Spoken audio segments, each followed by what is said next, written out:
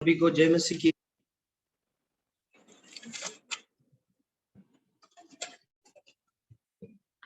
मेरी आवाज सुन पा रहे हैं? जी आ रही है। प्रभु का धन्यवाद हो इस समय के लिए। हम आज के मनन में जाएंगे और निकालेंगे प्रेरित के काम की पुस्तक, उसका 13 अध्याय और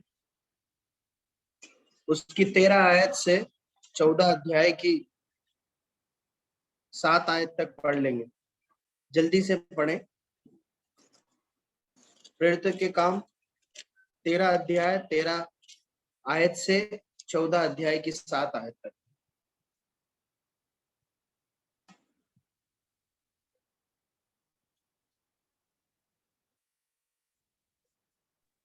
पौलुस और उसके साथी पाफुस से जहाज खोलकर पंफूलिया के तिर्गा में आए और यूहन्ना उन्हें छोड़कर यरूशलेम को लौट गया। और तिर्गा से आगे बढ़कर वे पिसिदिया के अन्ताकिया में पहुंचे और सब्त के दिन आराधनालय में जाकर बैठ गए। और व्यवस्था और भविष्यवक्ताओं की पुस्तक से पढ़ने के बाद सभा के सरदारों ने उनके पास कहला भेजा कि हे भाइयों, यदि लोगों के उपदेश के लिए तुम्हारे मन में कोई बात हो तो कहो। तब पौलुस ने खड़े होकर और हाथ से सैन करके कहा, हे इस्राएलियों और परमेश्वर से डरने वालों, सुनो। इन इस्राएली लोगों के परमेश्वर ने हमारे बाप दादों को चुन लिया, और जब वे लोग मिस्र देश में परदेसी होकर रहते थे तो उनकी उन्नति की और बलवंत भुजा से निकाल लाया। 18। और वह कोई 40 वर्ष तक जंगल में उनकी सहता रहा और कनान देश में 7 जातियों का नाश करके उनका देश कोई 450 वर्ष में इनकी मीरास में कर दिया। इसके बाद उसने सामुएल भविष्यवक्ता तक उनमें न्यायी ठहराया। उसके बाद उन्होंने एक राजा मांगा। तब परमेश्वर ने उन्हें 40 वर्ष के लिए बिन्यामीन के गोत्र में से एक मनुष्य अर्थात कीश के पुत्र शाऊल को उन पर राजा ठहराया। फिर उसे अलग करके दाऊद को उनका राजा बनाया, जिसके विषय में उसने गवाही दी कि मुझे एक मनुष्य यिशै का पुत्र दाऊद और मेरे मन के अनुसार मिल गया है।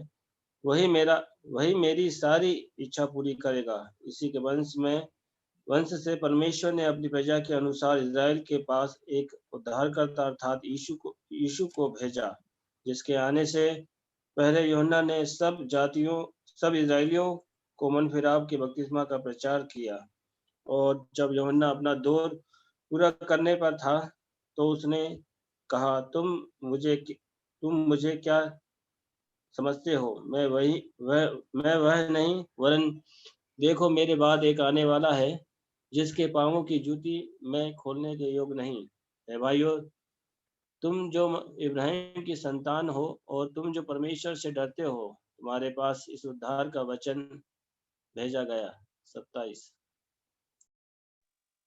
क्योंकि यरूशलेम के रहने वालों और उन सब के सरदारों ने न उसे पहचाना और न भविष्यवक्ताओं की बातें समझी जो हर सप्त के दिन पढ़ी जाती है, इसलिए उसे दोषी ठहराकर उनको पूरा किया।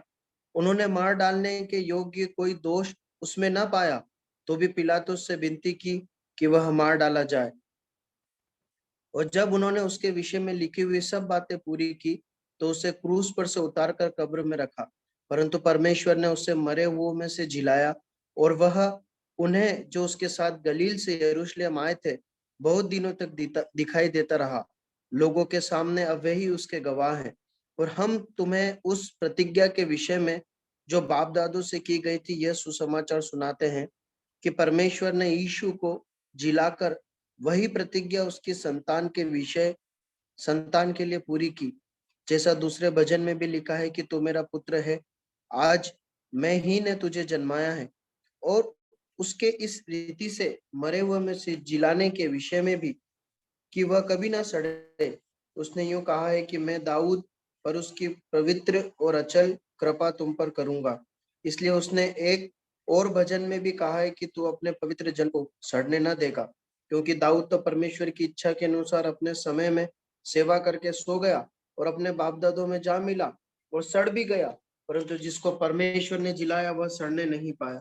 इसलिए है भाइयों, तुम यह जान लो कि इसी के द्वारा पापों की क्षमा का समाचार तुम्हें दिया जाता है, और जिन बातों से तुम मूसा की व्यवस्था के द्वारा निर्दोष नहीं ठहर सकते थे, उन्हीं सब से हर एक विश्वास करने वाला उसके द्वारा निर्दोष ठहरता है। इसलिए चौकस रहो, ऐसा न हो कि जो भविष्यवक्ताओं की पुस्तक में आया है तुम पर भी आ पड़े कि है निंदा करने वालों देखो और चकित हो और मिट जाओ, क्योंकि मैं तुम्हारे दिनों में काम करता हूँ, ऐसा काम कि यदि कोई तुमसे उसकी चर्चा करे तो तुम कभी प्रतीति ना करोगे। उनके बाहर निकलते समय लोग उससे विनती करने लगे कि अगले सप्ताह के दिन हमें ये बातें फिर सुनाई जाए। और जब सभा उठ गई तो यहूदियों और यहूदी मत में आए हुए भक्तों में से बहुतों ने पौलुस और बरनबास के पीछे हो लिए और उन्होंने उनसे बातें करके समझाया कि परमेश्वर के अनुग्रह में बने रहो। 44 अगले सबक के दिन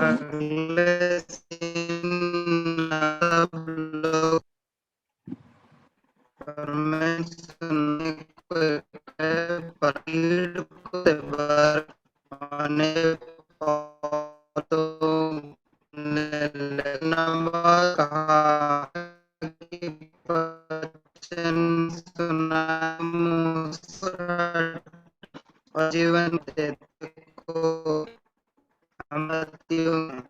आगे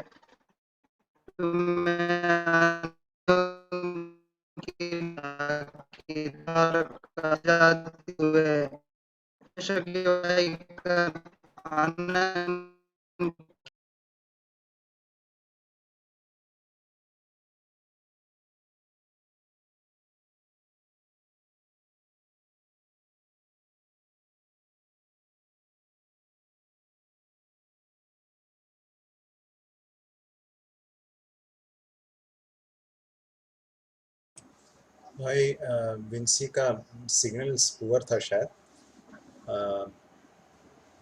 कोई और भाई पढ़ सकते हैं।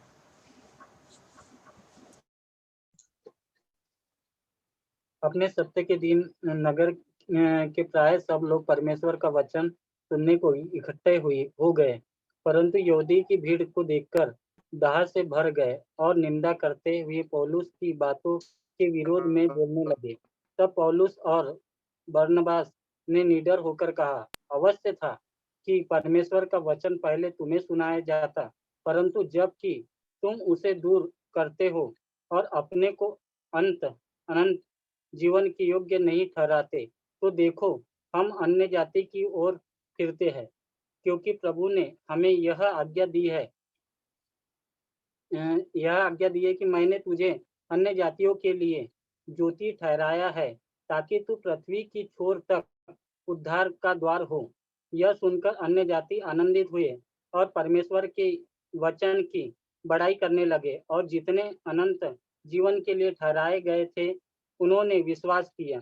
तब प्रभु का वचन उस सारे देश में फैलने लगा, परंतु यहूदियों ने भक्त और कुलीन स्त्रियों को और नगर के बड़े लोगों को उकसाया और पौलुस और बरनबास पर उपद्रव करवाकर उन्हें अपने सिवानों से निकाल दिया।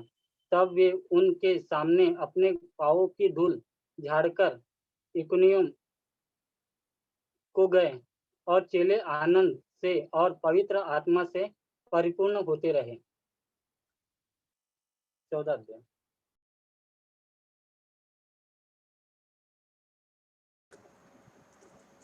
इकुनियुम में ऐसा हुआ कि वे यहूदियों के आराधनालय में साथ साथ गए और इस प्रकार बातें की कि यहूदियों और यूनानियों दोनों में से बहुतों ने विश्वास किया, परंतु विश्वास न करने वाले यहूदियों ने अन्य जातियों के मन भाइयों के विरोध में उकसाए और कटुता उत्पन्न कर दी।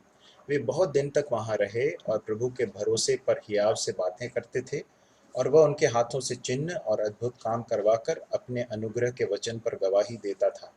परंतु नगर के लोगों में फूट पड़ गई थी, इससे कितने तो यहूदियों की ओर और कितने प्रेरितों की ओर हो गए।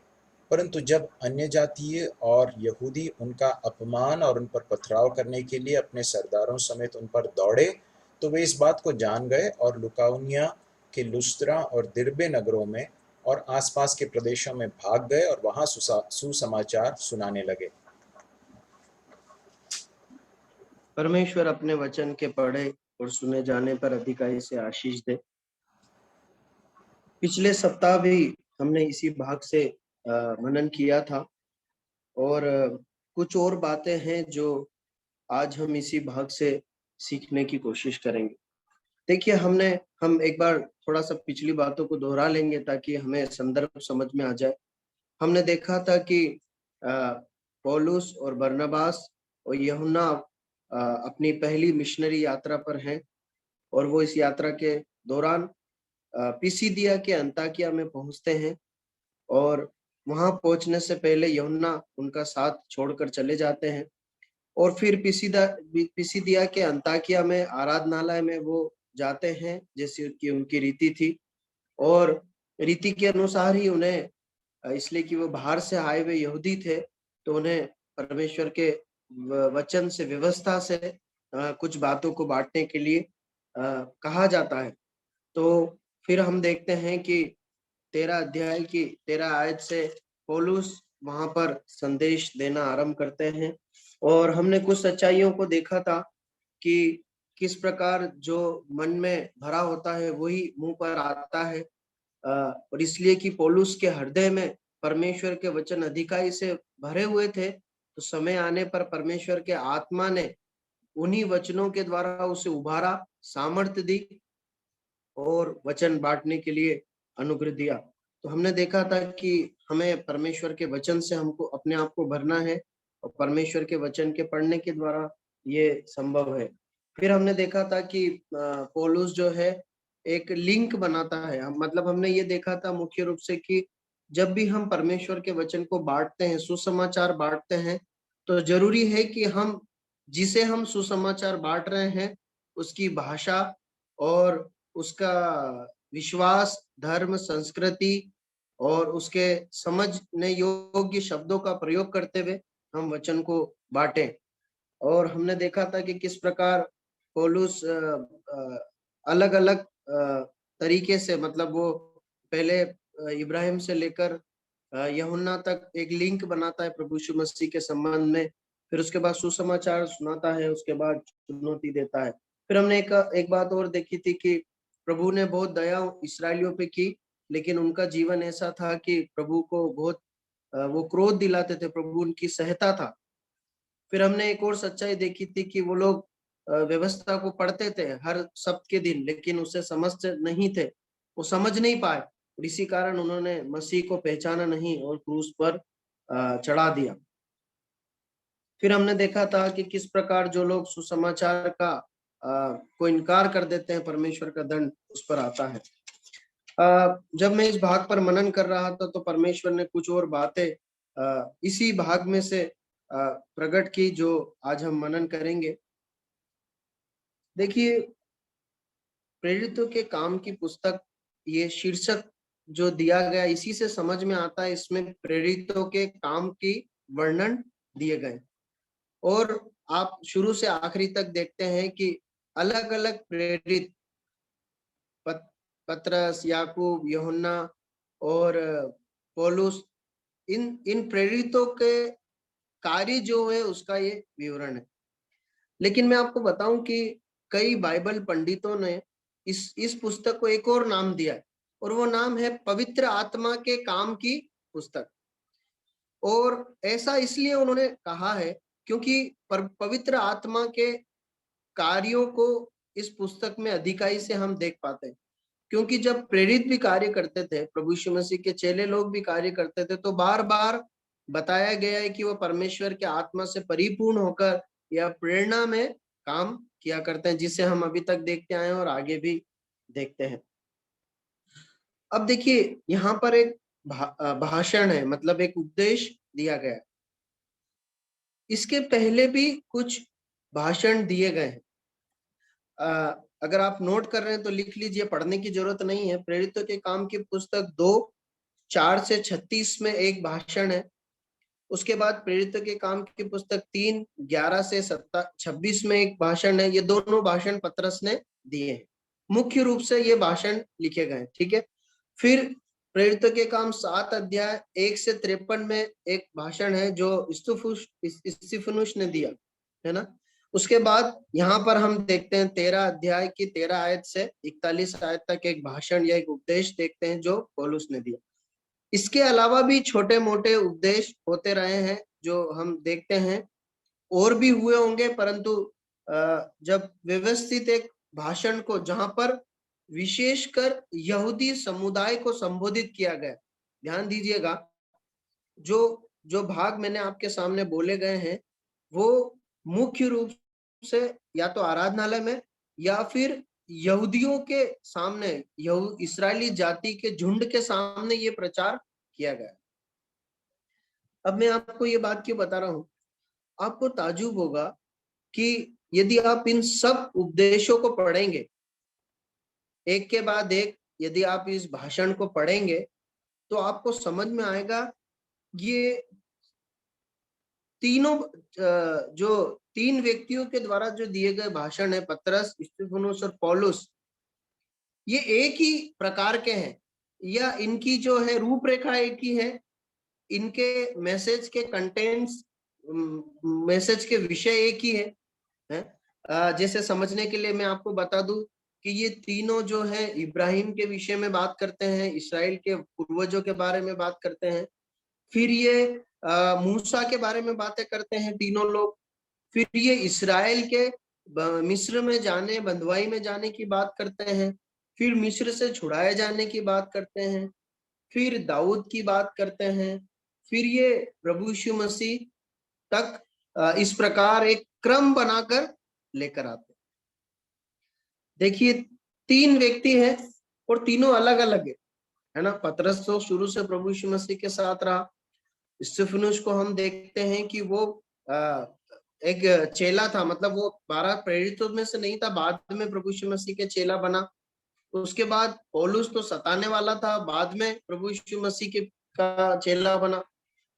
तीनों अलग अलग व्यक्तित्व और अलग अलग प्रकार के लोग हैं, है ना, अलग अलग बैकग्राउंड से आए हैं, उनका मसीह में आना भी अलग अलग तरीके से हुआ। लेकिन आप उन संदेशों को पढ़िए। मैं जो बाइबल रीडिंग प्लान पढ़ रहा हूँ उसमें भी प्रेरितों के काम की पुस्तक शुरू हुई है, और जब मैं वो संदेश पढ़ रहा था तो तब परमेश्वर के आत्मा ने बात मुझ पर प्रकट की कि किस प्रकार इनके संदेशों में क्या ही एकता है, एक रूपता है। कारण क्या है? क्योंकि ये पवित्र आत्मा की सामर्थ्य से, पवित्र आत्मा से परिपूर्ण होकर परमेश्वर के वचन को बांट रहे। इसीलिए कि चाहे बांटने वाला 3 अलग अलग व्यक्ति हैं, लेकिन संदेश किसका है? एक ही आत्मा के द्वारा दिया गया संदेश है। इसलिए तीनों, चारों जगहों पर संदेशों में समानता पाई जाती है। प्रभु सहायता करे। देखिए प्रियो, ये परमेश्वर के आत्मा की विशेषता, यह परमेश्वर के आत्मा का काम है जो आज भी कलीसिया में एकता के रूप में दिखाई देता। अनेक बार ये कार्य बार बार परमेश्वर की वचन की सेवकाइयों में आज भी कलीसिया में देखने को मिलता है, निर्णयों में देखने को मिलता है, और कलीसिया जैसे फंक्शन करती है, कार्य करती है, उसमें देखने को मिलता है। देखिए कुछ आयत को पढ़िए जल्दी से। पहला कुरिन्थियों 12 अध्याय उसकी 4 आयत से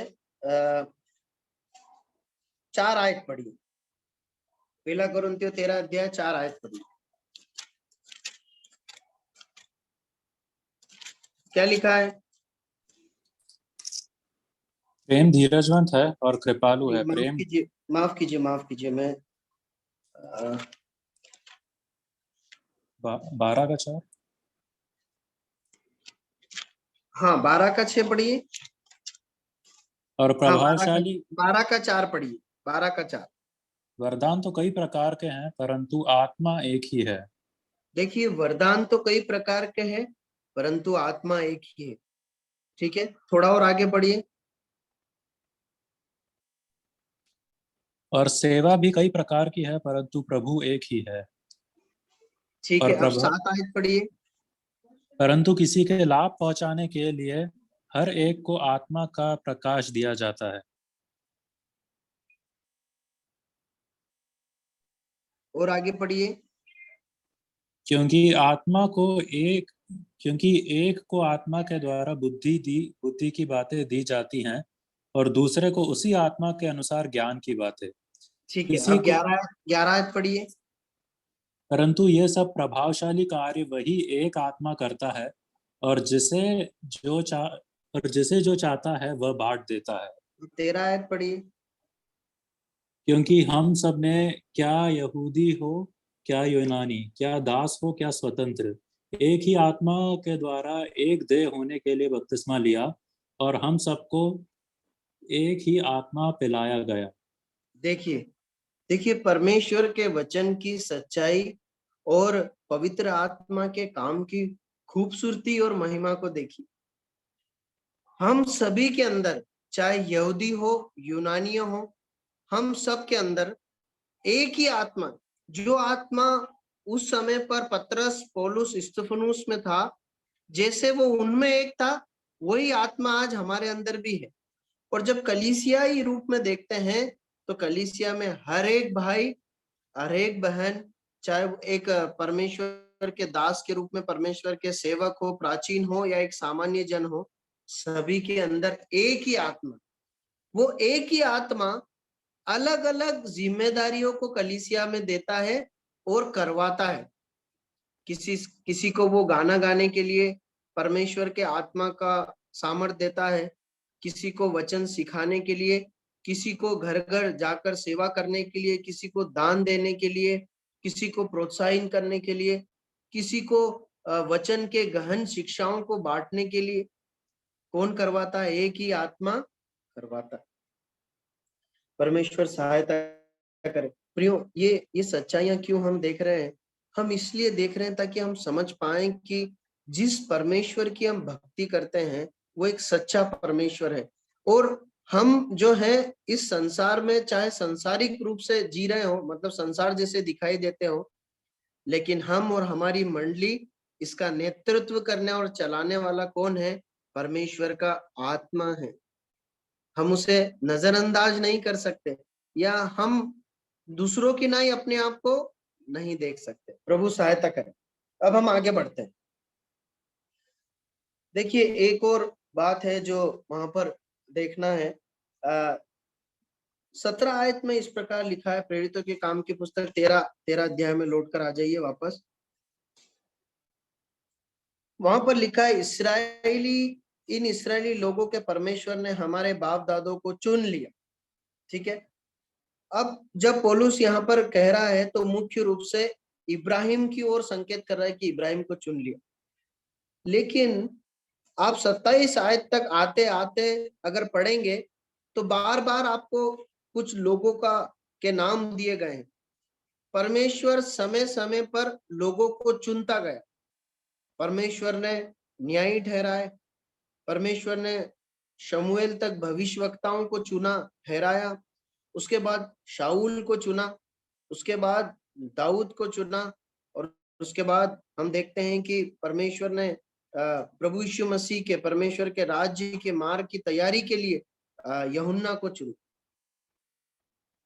देखिए, परमेश्वर हमेशा से लोगों को अपने कार्यों के लिए, अपने न केवल अपने कार्य परंतु अपनी प्रजा के नेतृत्व या अपनी प्रजा की सेवा के लिए चुनते आए हैं। अब जो मुख्य बात है वो ये है देखने की कि चुना जाना एक बात है और जिस कार्य के लिए चुने गए हैं उसके लिए जीना दूसरी बात। परमेश्वर अपनी बड़ी करुणा अनुग्रह में मनुष्यों को चुनता है, लेकिन वो वफादारी से उस चुनाव के प्रति, उस बुलाहट के प्रति अपने जीवन को जीते हैं, परमेश्वर के कार्य को करते हैं या नहीं करते हैं, ये उनके ऊपर निर्भर करता है। कितनी आज्ञाकारिता, कितनी गंभीरता के साथ वो अपने चुनाव को लेते हैं, ये निर्भर करता है कि जिस काम के लिए चुने गए वो पूरा होगा या नहीं होगा। हम देखते हैं शाऊल के विषय में लिखा है कि वो चुना गया, लेकिन दाऊद के विषय में लिखा है कि न केवल वो चुना गया पर अपने वह जीवन में, देखिए उसके बारे में लिखा है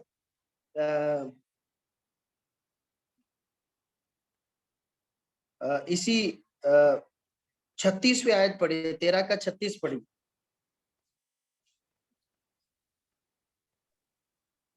क्योंकि 13 का 36 पढ़िए।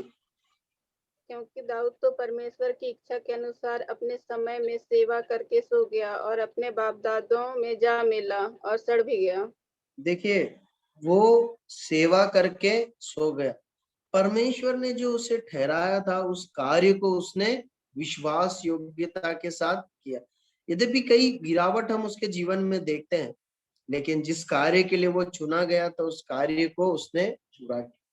प्रियो, बहुत जरूरी है कि जब आज हम अपने मसीह जीवन को जी रहे हैं तो हम इस बात को पहचाने कि हम इस बात को समझें और इस जिम्मेदारी को अपने ऊपर लें कि हम एक विशेष उद्देश्य से कार्य के लिए, परमेश्वर के लिए चुने गए।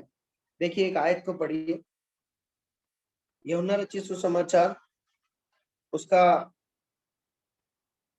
15 अध्याय और उसकी 16 आयत पढ़िए।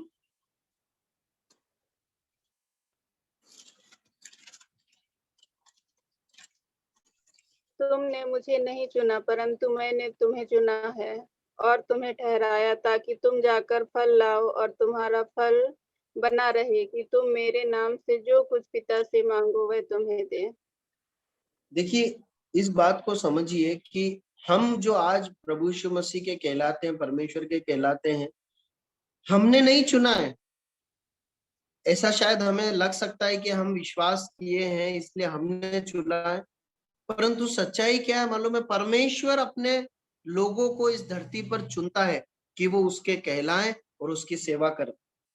देखिए एक और आयत पढ़िए, रोमियो 9 का 12।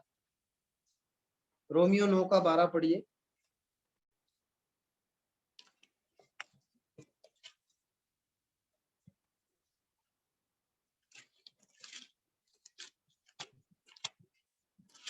रोमियो 9 का 12। इसलिए कि परमेश्वर की मनसा जो उसके चुन लेने के अनुसार है, कर्मों के कारण नहीं परंतु बुलाने वाले पर बनी रहे। देखिए यहाँ पर लिखा है परमेश्वर की मनसा जो उसके चुन लेने के अनुसार है, कर्मों के कारण नहीं परंतु बुलाने वाले पर बनी रहे। जैसा लिखा है, मैंने याकूब से प्रेम किया परंतु एसाव को अप्रिय जाना। देखिए परमेश्वर का वचन बाइबल एक सत्य को स्पष्ट रूप से बताता है, क्या कि परमेश्वर अपने लिए लोगों को चुन लेता है। परमेश्वर कहता है जिस पर मैं दया करना चाहूं उस पर दया करूंगा। देखिए परमेश्वर दो सच्चाइयों को, परमेश्वर का वचन दो सच्चाइयों को प्रकट करता है। एक परमेश्वर के लिए चुन लिया जाना और दूसरा अपना समर्पण परमेश्वर के लिए करना। ये दोनों बात समान रूप से सत्य है। परमेश्वर चुनता है, लेकिन पता है एक और आयत में आपके सामने बोल रहा हूं, यदि आप लिख रहे हैं तो लिख लीजिए, मैं आपके लिए पढ़ता हूं। यूहन्ना 6 का 70। यूहन्ना 6 का 70 में आपके लिए पढ़ रहा हूं। यीशु ने उन्हें उत्तर दिया, क्या मैंने तुम 12 को नहीं चुना? क्या मैंने तुम 12 को नहीं चुन लिया? तो भी तुम में से एक व्यक्ति शैतान है। किसके लिए लिखा गया है? यहूदा इस्करियोतियों के लिए लिखा गया है। अब मुझे एक बात बताइए, क्या यहूदा इस्करियोतियों के चुन लिए जाने और बाकी शिष्यों के चुन लिए जाने में कोई अंतर था क्या? नहीं था। क्या जब हम प्रभु यीशु मसीह के जीवन को पढ़ते हैं तो कुछ अलग व्यवहार देखते हैं क्या यहूदा के साथ, कि प्रभु यीशु मसीह ने उसके साथ अच्छा व्यवहार नहीं किया? ऐसा बिल्कुल नहीं है। बल्कि जब परमेश्वर ने प्रभु यीशु मसीह ने उन्हें दो दो करके भेजा तो यहूदा इस्करियोतियों को भी साथ में भेजा। और उन्हें उन्हें सामर्थ्य दी, दुष्ट आत्मा को अधिकार दिया। लेकिन हम देखते हैं कि वो अपने चुनाव के प्रति लापरवाह था। उसे अपने प्रभु यीशु मसीह के द्वारा चुन लिए जाने और उसकी सेवा करने से ज्यादा किससे प्यार था? पैसों से, अपनी लालसाओं से प्यार था। प्रियो, बाइबल जरूर बताती है कि परमेश्वर हमसे प्यार करता। हम हर रविवार को या अन्य सभाओं में बार बार धन्यवाद देकर आराधना करते हैं, प्रभु आपने हमसे प्यार किया, आपने हमें चुना। लेकिन पता है, परमेश्वर ने तो प्यार किया, परमेश्वर ने तो चुना, लेकिन हमें अपने जीवन को जांचने की जरूरत है कि क्या मैं परमेश्वर से प्यार करता हूं? क्या परमेश्वर ने तो मुझसे प्यार किया, पर ऐसा तो नहीं कि मैं किसी शारीरिक गंदी लालसा से प्यार करता हूं और मैं उसके लिए जी रहा हूं। प्रियो, प्रभु सहायता करे। जबकि परमेश्वर ने हमसे प्यार किया है, उसने हमें चुना है, तो हम परमेश्वर से प्यार करते हुए विश्वास योग्यता के साथ अपने जीवन को जिए। प्रभु सहायता करे। अब वापस हम प्रेरितों के काम की पुस्तक में आते हैं। हम बीच बीच में से कुछ बातों को देख रहे हैं, क्योंकि पिछली बार हमने कुछ बातों को देखा था। प्रेरितों के काम 13 अध्याय उसकी 23 आयत।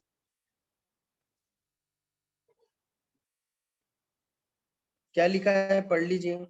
इसी के वंश में से परमेश्वर ने अपनी प्रतिज्ञा के अनुसार इस्राएल के पास एक उद्धारकर्ता और यीशु को भेजा। अब जरा ध्यान दीजिएगा, पौलुस ऊपर के भाषण में बार बार कुछ शब्दों का प्रयोग करता है। क्या प्रयोग करता है? अनेक न्यायी भेजे, है ना, अनेक भविष्यवक्ता भेजे, अनेक राजा भेजे। लेकिन 23वीं आयत में आता है, तो परमेश्वर की आत्मा की प्रेरणा से पौलुस बोलता है, इस्राएल के पास एक उद्धारकर्ता भेजा। आप ध्यान दे रहे हैं, पौलुस ये नहीं बोल रहा है कि अनेक उद्धारकर्ता भेजे, परंतु एक उद्धारकर्ता भेजा। देखिए, बाइबल एक सत्य को बहुत स्पष्ट रीति से बांटती है, लोगों तक बताती है कि राजा अनेक हो सकते हैं, गुरु अनेक हो सकते हैं, लेकिन उद्धारकर्ता एक ही। कौन है? प्रभु यीशु मसीह। मैं नहीं जानता आप जब इस वचन को सुन रहे हैं तो क्या आप इस बात को समझ रहे हैं? आज दुनिया के पास अलग अलग लोगों से जब बात करो तो उनके पास अलग अलग धर्म है, उनके अलग अलग गुरु हैं, कुल गुरु जिसे बोलते हैं, उनके अलग अलग देवताएं हैं, लेकिन उद्धारकर्ता नहीं। अनेक गुरु, अनेक पुस्तकें हो सकती, लेकिन उद्धारकर्ता कौन है? केवल एक ही, और वो कौन है? प्रभु यीशु मसीह। देखिए, एक आयत को पढ़िए, प्रेरितों के काम 4:12।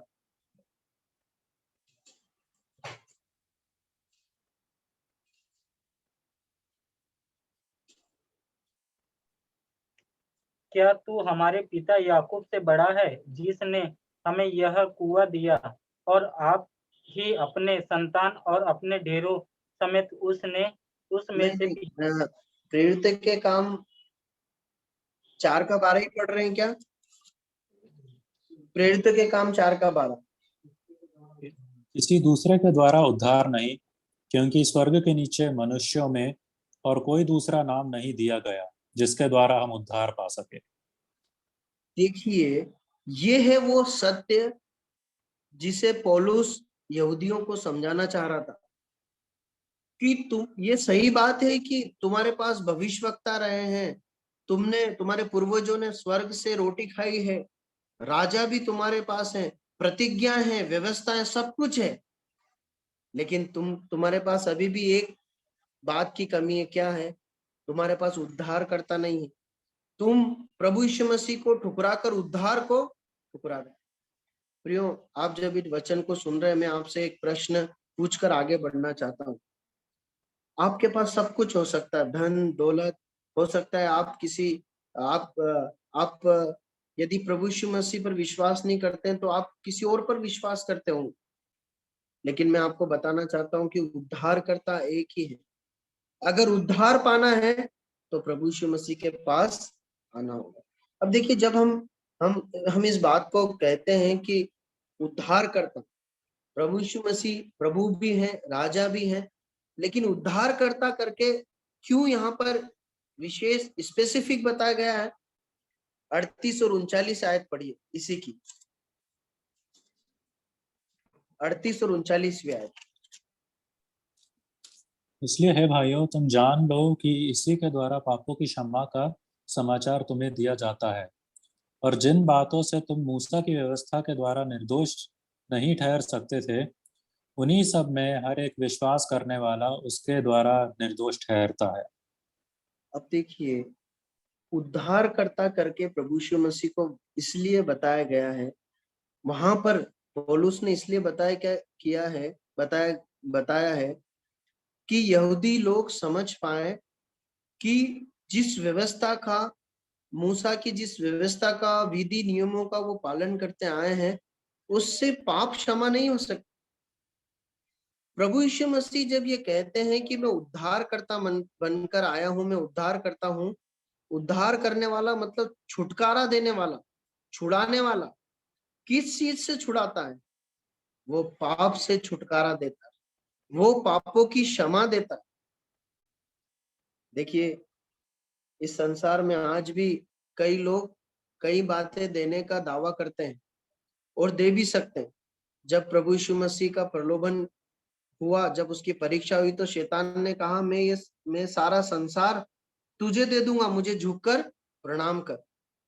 तो इस संसार में आज भी लोग जादू टोना करके या अलग अलग प्रकार से दुष्ट आत्माओं की सहायता के द्वारा या किसी और सामर्थ्य से पैसा दे सकते हैं और कुछ बाहरी बातों को हमें दे सकते हैं, लेकिन उद्धार और पापों की क्षमा नहीं दे सकते। पाप की क्षमा केवल प्रभु यीशु मसीह दे सकता है और कोई नहीं दे सकता। ये अधिकार प्रभु यीशु मसीह के पास सुरक्षित है, प्रभु यीशु मसीह के पास सुरक्षित। इसलिए यदि पाप की क्षमा पाना है तो प्रभु यीशु मसीह के पास आना होगा। देखिए, प्रभु यीशु मसीह क्यों दे सकते हैं पाप का क्षमा? क्योंकि वो पाप के बदले क्रूस पर मरे हैं। परमेश्वर का वचन बताता है कि पाप की मजदूरी मृत्यु है। प्रभु यीशु मसीह हमारे पापों को लेकर क्रूस पर मर गए। देखिए, एक आयत पढ़िए, रोमियो 6:23, रोमियो को 6:23 पढ़िए।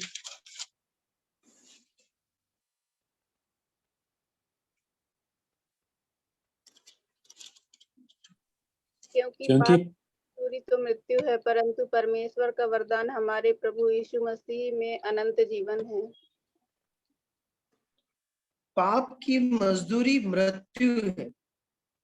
ये मृत्यु किसे मिलनी थी? हमें मिलनी थी। पर प्रभु यीशु मसीह हमारे लिए हमारे पापों को अपने ऊपर लेकर क्रूस पर मर गए। अब देखिए, इसी संदर्भ में प्रेरितों के काम की पुस्तक 13 अध्याय पढ़िए, 13 अध्याय और उसकी 27 आयत से पढ़िए। पौलुस इस बात का जिक्र अपने उपदेश में भी करता है।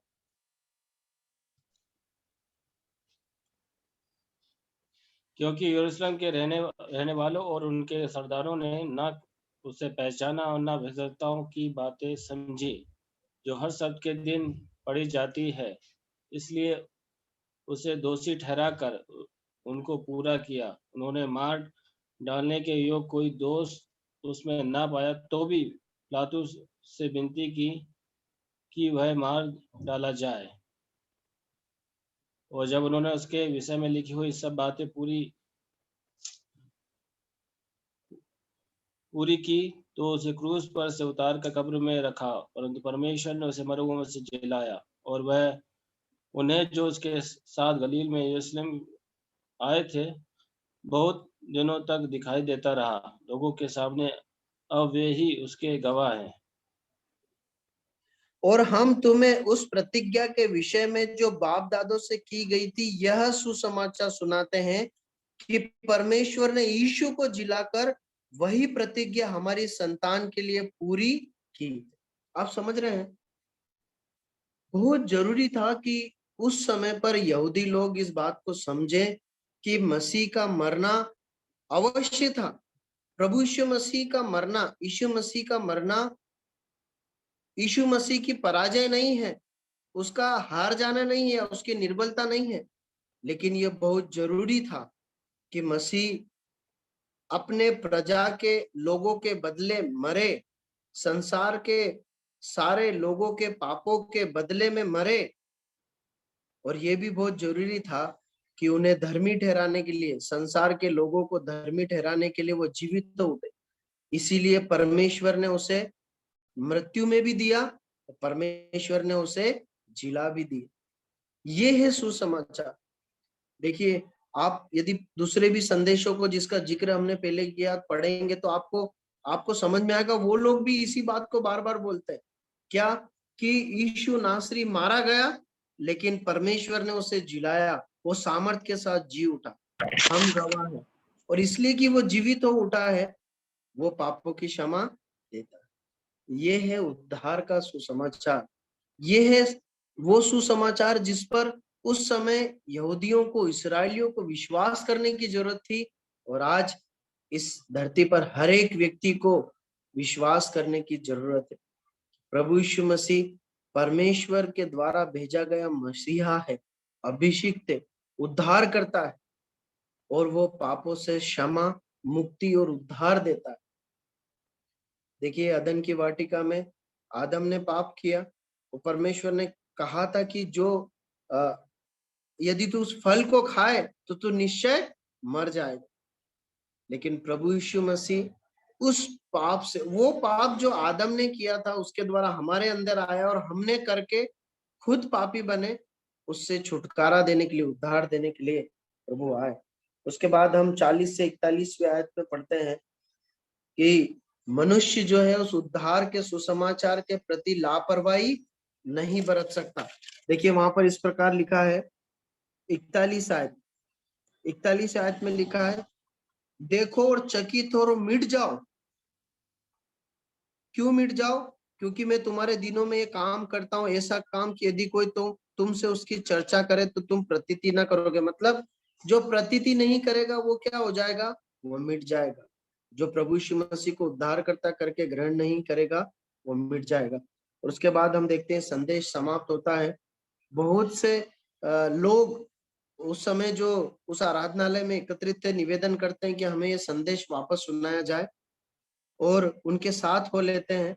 और वहां पर लिखा है 43वीं आयत में कि पौलुस और बरनबास जो उनके पीछे आते हैं उनको समझाते हैं कि परमेश्वर के अनुग्रह में बने रहो। अब ये देखिए, एक अलग बात है जो आज तक उन्होंने सीखी नहीं है।